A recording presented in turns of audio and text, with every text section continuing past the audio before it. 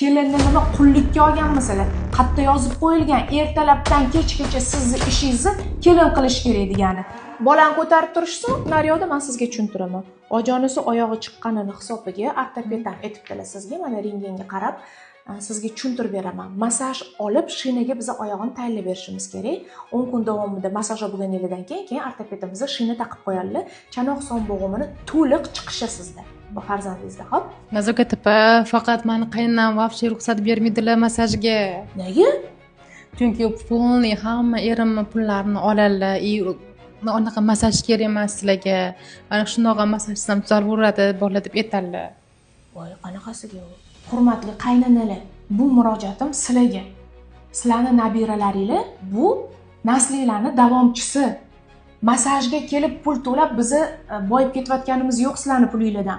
Chanoq son bo'g'imini chiqishi bu kelajakda og'ir diagnozlarga yana olib keladi. Cho'loqlanishgacha olib keladi. Sizlarning nabiringlar cho'loqlanib yursa kelajakda sizlarning vijdoninglar qiynalmaydimi? Pulini ayayotdilar.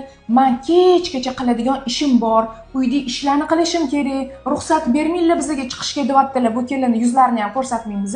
Kelinni nima qullikka olganmisizlar? Xatda yozib qo'yilgan, ertalabdan kechgacha sizni ishingizni kelin qilish kerak degani. Hurmatli qaynonalar, kelindan oldin ham peyliklarni o'zingizlar yuvib, ovqatinglarni o'zingizlar qilib, turmush o'rtog'inglarga o'zingizlar choy tayyorlagansizlar-yu, nima kelin kelgandan keyin hamma ishni bularga yuklaysizlar. Bu bechoralar bolasiga qarasinmi, eriga qarasinmi, sizlarning xizmatinglarni qilsinmi?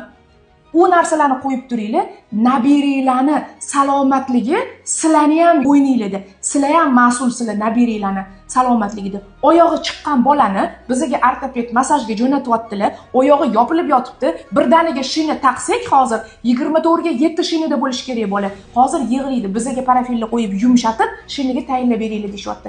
Sizlar ruxsat bermayapsizlar. Bu qanaqasi?